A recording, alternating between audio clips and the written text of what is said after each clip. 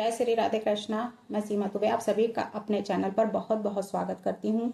आज हम चर्चा करने जा रहे हैं ईरान पर किस तरीके से प्रदर्शनकारियों पर एसिड अटैक किया गया। रक्त रंजित ईरान की सड़कों पर यानी अभी तक प्रदर्शनकारियों को फांसी की सजा सुनाई जा रही थी कि अगर ये प्रदर्शन करते हैं तो इनको फांसी दी जाए। खामेनेई कि आखिर मनसा है क्या, उनके मन में चल क्या रहा है।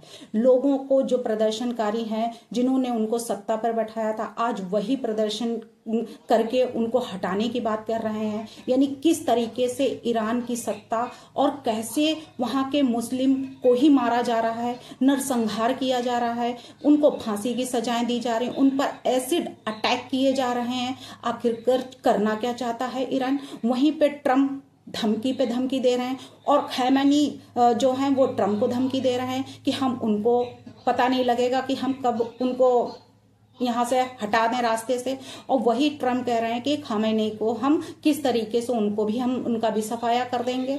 तो एक दूसरे को मारने की जो धमकी और जो वहां पे एयर ड्रोन से अटैक हुए हैं, उससे भी जो चुप्पी साधे हुए हैं ट्रम्प, तो क्या वो सब उनका शांत रहना एक खतरनाक और इशारा कर रहा है। जिस तरीके से उन्होंने वेनेजुएला के मादुरो को अरेस्ट किया, उनकी पत्नी को अरेस्ट किया, जिससे कई देश जो है उसका विरोध कर रहे हैं। यहाँ तक कि पुतिन के गुरु जो हैं वो भी उसका विरोध कर रहे हैं कि किस तरीके से ये ट्रम्प ने ठीक नहीं किया। तो ट्रम्प के इस तरीके की हरकतें हर देश को अच्छा नहीं लगा। वहीं ग्रीनलैंड पर कब्जे करने की बात कर रहे हैं। तो अब जो हुआ कल रात में किस तरीके से वहां पर लोगों के ऊपर पुतिन की जो प्रदर्शनकारियों की जो कहा है कि इनके ऊपर फायरिंग की जा रही है, ये गलत है और ये फायरिंग कराना सही नहीं है। ईरान पर भी ये धमकियां मिल रही हैं कि जो मादुरो के साथ हुआ वही खामेनेई के साथ भी हो सकता है। ईरान पर हमला टालने का ट्रम्प का जो बयान आया है वो किस लिए है, सभी लोग हैरान हैं कि आखिरकार जो लड़ने के लिए बिल्कुल बेचैन हो रहे थे, बेकरार हो रहे थे, आज वो उसको टालने की बात क्यों कर रहे हैं। क्या है इसके पीछे भी क्या कोई उनका बड़ा मकसद है। भयंकर गुस्से में ईरान पाकिस्तान को उड़ाने का जो एक्शन शुरू कर रहा है, तो क्या इसका भी कोई एक बड़ा रोल है। भयंकर गुस्से में आखिरकार क्यों है ईरान। तो वही है कि जिस तरीके से वहां पे ये सारी हो रही हैं, यानी कि लोगों में गुस्सा फूटा हुआ है, लोगों का खाड़ी में जो इस तरीके से युद्ध हो रहे हैं ईरान के खिलाफ। अमेरिका का प्लान जो है वो वेनेजुएला कि जैसा ही तो नहीं है। ट्रम्प ने अचानक प्लान आखिरकार क्यों बदला है, उसके पीछे भी लोग बता रहे हैं कि एक बड़ा राज है। मादुरो के साथ जो हुआ है वही खामेनेई के साथ भी वैसा ही हो सकता है। मिडिल ईस्ट में सेना को क्यों जो है वो बढ़ाया गया, क्यों ऐसा किया गया, ये भी कहा जा रहा है। टेंशन के बीच मिडिल ईस्ट में उनको पुतिन की एंट्री जो हुई है, उससे भी लोगों को यह है कि आखिर पुतिन की एंट्री जो है वहां पर क्यों हुई है। रणनीति आखिरकार क्या चल रही है, ईरान की घेराबंदी जो है वो क्यों की गई है। क्या अब खाड़ी का जलने का टाइम आ गया है। रणनीति में जॉर्डन, कतर, सीरिया, इराक में सेना भेजना ये कोई आम बात नहीं है, उसका भी कोई ना कोई बड़ा राज है। कहा जा रहा है कि अभी भी मिडिल ईस्ट में 30,000 सेना अभी भी तैनात है यूएस की। तो जो ट्रम्प है वो पीछे हटने वालों में से नहीं है, ये सबको पता है। ट्रम्प जो है वो खेलते हैं तो शांत तरीके से खेलते हैं, क्योंकि उनकी खोपड़ी किस तरफ घूम जाए ये कहा नहीं जा सकता। उनके शांत में भी तूफान ही नजर आता है। उनको अब लोग इस तरीके से कहते हैं वो अचानक क्या कर सकते हैं, यानी कि वो बैठे बैठे भी सोचते हैं कि कहाँ पे, किस जगह पे हमें क्या करना है और किस पर हमें कब्जा करना है।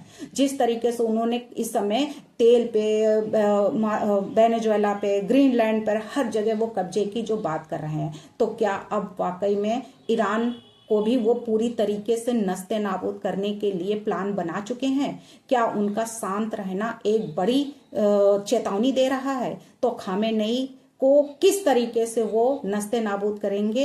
अब तो वो ट्रम्प की सेना के साथ साथ में ट्रम्प का जो माइंड है वो ही वक्त आने पर बताएगा। लेकिन जो पुतिन के गुरु हैं उन्होंने क्या बात कही, उन्होंने हिंदू को लेकर, भारत को लेकर कितनी बड़ी बात कही है, देखते हैं। अब जो इंडिया और रशिया के रिलेशन के बीच अचानक क्यों पुतिन के गुरु आ गए और महान हिंदू सभ्यता को फिर से स्थापित करने की जो जरूरत है, ये बात आखिरकार वो क्यों करें। हु इज द अलेक्जेंडर ड्यूगिन उनका है। तो डुगिन जो है तो वो क्या कहना चाहते हैं, राजनीतिक दार्शनिक और विश्लेषक के रूप में भी उनको माना जाता है। अलेक्जेंडर दुगिन जो है को फांसीवादी जो विचारधारा का समर्थक भी माना जाता है। उन्हें रूसी राष्ट्रपति व्लादिमीर पुतिन का गुरु भी कहते हैं, यानी कि वो भारत और रूस के संबंध में हमेशा से बहुत अच्छे रहे हैं।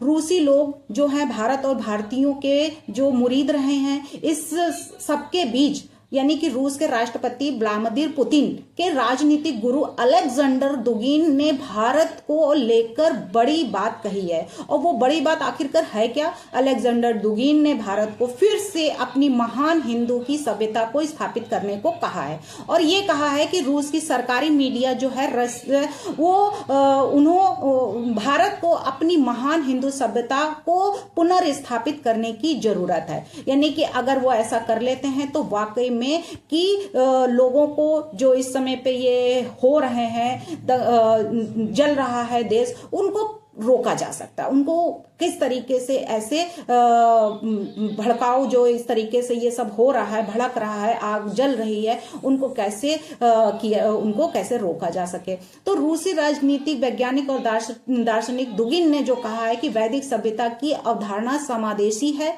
और इसकी पुनर्स्थापना से बहु जो ध्रुवीय जो विश्व की स्थापना में इसमें मदद भी मिलेगी। और उन्होंने ये कहा है कि इससे अमेरिका जो प्रभुत्व को बड़ा झटका लगने की आशंका भी उन्होंने बताई है। उन्होंने पहली बार नहीं, जबकि दुगिन ने भारत की तारीफ में कुछ कहा है, तो इससे पहले उन्होंने इसी साल अप्रैल में भारत हमारी आंखों के सामने पर एक नए वैश्विक केंद्र के रूप में उभर रहा है। आज पूरी दुनिया में भारतीय दूत के लोग बड़ी भूमिका निभा रहे हैं। उन्होंने भारत के आर्थिक विकास, वैश्विक प्रभाव, राजनीतिक बदलाव के बढ़ते महत्व का भी विस्तार से उन्होंने बात की। उन्होंने अलेक्जेंडर दुगिन है, वो एक फांसीवादी विचारधारा के कट्टर समर्थक जो है वो माना जाता है उनको। तो ये जो बात रूसी राष्ट्रपति व्लादिमीर पुतिन के गुरु के रूप में इनको माना गया है। उन्होंने अलेक्जेंडर दुगिन ने ही यूक्रेन को यानी नया रूस का नाम दिया था, जो नोवोरोसिया था, उसको नया नाम देने वाले ये पुतिन के गुरु ही हैं। अलेक्जेंडर दुगिन को रूसी राष्ट्रपति पुतिन के रूप में रूस सरकार का काफी करीबी माना जाता है। तो उन्होंने भारत के लिए कैसे और कितनी अच्छे से उन्होंने बताया है कि हाँ, कि उनको कैसा होना चाहिए भारतीयों को। हिंदू सभ्यता को स्थापित करने की जो बात कही है वो वाकई में बिल्कुल सही है और वही कार्य हमारे प्रधानमंत्री मोदी जी भी कर रहे हैं। और हिंदू अगर एक है तो कोई भी भारत पर एक सुई भी नहीं चुभा सकता है। और अगर भारत कि जो चाहे किसी भी कंडीशन में, चाहे वो कैसी भी आपात स्थितियां हो, हर एक से लड़ने के लिए वो हमेशा तैयार रहता है। चाहे वो बीमारी हो,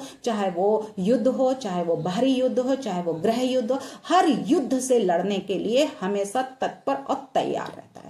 चाहे वो जैसे छोटे हथियार से लड़े, चाहे वो अपने हाथों से लड़े, लेकिन अपने को वो इतना स्ट्रांग और इतना मस्तिष्क से इतना उसकी इतनी कैपेसिटी है कि वाकई में वो हर जगह अपना झंडा गाड़ कर ही आता है। क्या अमेरिका को के बिना नहीं चल पाएगा यूरोप? ग्रीनलैंड पर ट्रम्प टैरिफ के बाद अब क्या होगा? एक नया धमाका। और तो यूरोप आज के समय में पूरी तरह से अमेरिका पर ही निर्भर है, सभी जानते हैं। खासकर जब से रूस की एनर्जी और तेल पर प्रतिबंध लगे हैं, तब से यूरोप जो है अमेरिका पर और भी ज्यादा निर्भर हो चुका है, क्योंकि उसके पास कोई दूसरा रास्ता है ही नहीं। अमेरिकी राष्ट्रपति डोनाल्ड ट्रंप अब अपने सहयोगियों पर भी टैरिफ लगाने लगे हैं, ये भी सब जानते हैं। ग्रीनलैंड को पाने की चाह में यानी कि ट्रंप ने 8 यूरोप के देशों पर 10% तक टैरिफ लगा दिया। ये देश नाटो का भी हिस्सा है। ट्रंप ने टैरिफ लगाने के साथ साथ ये भी कहा है कि अमेरिका कई सालों से डेनमार्क समेत यूरोपीय जो संघ के सभी देशों की सुरक्षा करते आ रहे हैं, जिसके लिए उन्होंने कहा है कि कुछ भी नहीं लिया, मतलब इसके बदले में उन्होंने कुछ भी नहीं लिया। अब उनके लिए जो है कर्ज चुकाने का टाइम आ गया है। तो क्या अब ये इसी तरीके से उनको उस एहसानों के तले दाब कर और उसका फायदा उठाने का है? वहीं ग्रीनलैंड क्या अब जल्द से जल्द कब्जा करना चाहते हैं ट्रंप? क्योंकि ट्रंप का जो रवैया है इस समय बिल्कुल बदला हुआ है, उनका नेचर बिल्कुल बदला हुआ है। इस समय सिर्फ और सिर्फ वो सत्ता हथियाने, उनको नोबेल पुरस्कार भी मिल गया है भाई। वेनेजुएला की जो थी उन्होंने उनको अपना नोबेल पुरस्कार भी उनको दे दिया, अब उनकी ये भी मनसा पूरी हो गई। तो ग्रीनलैंड को क्या अब जल्द से जल्द उस पर भी कब्जा कर लेंगे वेनेजुएला की तरह? अमेरिका के 250वें जो बर्थडे से इनका कनेक्शन जो है वो है क्या 2026 की शुरुआत में वेनेजुएला में अमेरिकी जो ऑपरेशन के बाद दुनिया एक नए भू राजनीतिक और दौर से पहुंच गई है। और वहीं डोनाल्ड ट्रंप अब ग्रीनलैंड को अमेरिका में शामिल करने की जो खुली बात कर रहे हैं, वो सवाल उठ रहा है कि क्या वह राजनीतिक जरूरत है या अमेरिका के विस्तारवाद की पुरानी सोच की वापसी है कि हाँ वो ऐसा करने को है। तो 2026 की शुरुआत में दुनिया के लिए जो किसी रियलिटी शो से कम नहीं रही। साल में शुरुआती दिनों में ही एक सनसनीखेज घटना सामने आई, और वो घटना जब अमेरिकी स्पेशल फोर्सेस ने एक ऑपरेशन में वेनेजुएला के राष्ट्रपति निकोलस मादुरो और उनकी पत्नी को अगवा करके और न्यूयॉर्क ले आए। इस ऑपरेशन में डोनाल्ड ट्रंप ने ऑपरेशन एब्सोल्यूट रिजॉल्ट नाम दिया था। अब इसका जो उनका बेनिफिट क्या मिला था कि हाँ कि उन्होंने पूर्ण रूप से उस पर आखिर कब्जा कर ही लिया। साफ नहीं था, यानी कि कहा गया कार्रवाई के करीब 2 हफ्ते बाद भी ये साफ नहीं था कि अमेरिका अब अगला हमला किस देश पर करेगा। क्या निशाने पर ईरान होगा जो लंबे समय से अमेरिका का दुश्मन रहा है, और या फिर ग्रीनलैंड जो नाटो सदस्य डेनमार्क का हिस्सा भी रहा है। तो वो तो देखने को मिल रहा है इस समय पे ईरान हर वक्त हर समय किस तरीके से जल रहा है। कहीं उसके ऊपर ड्रोन से अटैक हो रहा है, तो कहीं उसके एयरक्राफ्ट पर वो हो रहे हैं। तो F-14 को लेकर भी ये हुआ है कि जो अमेरिका ने बहुत पहले जब उनके रजा की जब सरकार थी उस समय उन्होंने जो अपना F-14 जो बेचा था उसमें जो उनकी डील हुई थी उस समय पे अब वो उस पुर्जे को बदलकर उसको मॉडर्न तरीके से इस्तेमाल किया जा रहा है। अब अमेरिका उस पर पछता भी रहा है कि आखिरकार हमने उनको क्यों दिया था। तो अब यही है कि जिस तरीके से वो ईरान में एसिड अटैक जो हो रहे हैं, रात भर जो है वहां पे कुछ ना कुछ हुआ है, लोगों को किस तरीके से मारकाट की जा रही है। तो अमेरिका का दुश्मन जो है वो इस समय सबसे बड़ा अगर है तो वो ईरान है या ग्रीनलैंड नाटो सदस्य डेनमार्क का हिस्सा है। अब ट्रंप किस पर अपना कब्जा जमाने का प्लान बना रहे हैं और उनके मन में आखिर चल क्या रहा है? ग्रीनलैंड को लेकर ट्रंप की आक्रामक जो बयानबाजी ने यूरोप की बुरी तरह जो है चिंतित कर दिया है। हालात ऐसे बन गए हैं कि अब सब कुछ यूरोपीय नेताओं को रूस के राष्ट्रपति व्लादिमीर पुतिन भी पहले से कम खतरनाक लगने लगे हैं। तो क्या वाकई में कुछ बड़ा होने की आशंका है, जिस तरीके से कल ईरान में हुआ है कि जो एसिड अटैक हुए हैं और ऐसे अब पुतिन के जो गुरु की एंट्री हुई है जिसमें वो सभ्यता की बात कर रहे हैं, तो क्या उसका भी असर कुछ पड़ेगा? लेकिन डोनाल्ड ट्रंप के ऊपर तो इस समय कुछ और ही माइंड में चल रहा है, उनके ऊपर कुछ और ही सवार हो गया है कि अब वो सिर्फ और सिर्फ कब्जा ही करके दम लेंगे, और या फिर वो जो पीछे हटने की बात कही गई है तो उसका भी उनके मन में कुछ ना कुछ अलग प्लानिंग बन रही है कि एक कदम पीछे हटेंगे तो 4 कदम आगे बढ़कर हम इसका मुंह तोड़ जवाब भी देंगे, यानी कि मौका देख के चौका लगाएंगे। भारत माता की जय, वंदे मातरम, जय श्री राम।